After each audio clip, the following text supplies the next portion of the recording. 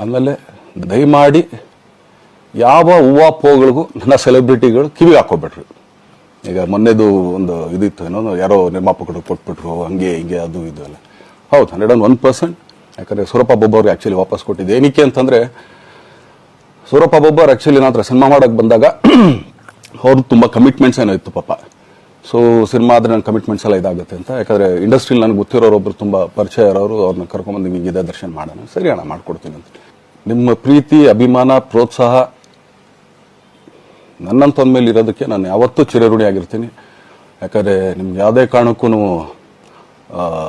ಏನಂತಾರೆ ಅದನ್ನು ತೀರ್ಸಕ್ಕೆ ನನ್ನ ಕೈಲಿ ಆಗಲ್ಲ.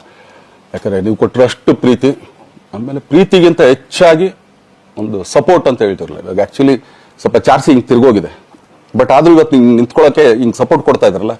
ಸೊ ಅದಕ್ಕೆ ನಾನಾಗಲಿ ನನ್ನನ್ನು ನಂಬ್ಕೊಡೋರು ಎಲ್ಲರೂ ಕೂಡ ನಿಮ್ಗಳಿಗೆ ಚಿರಋಣಿ ಅಂತ ಹೇಳಕ್ಕೆ ಇಷ್ಟಪಡ್ತೀನಿ.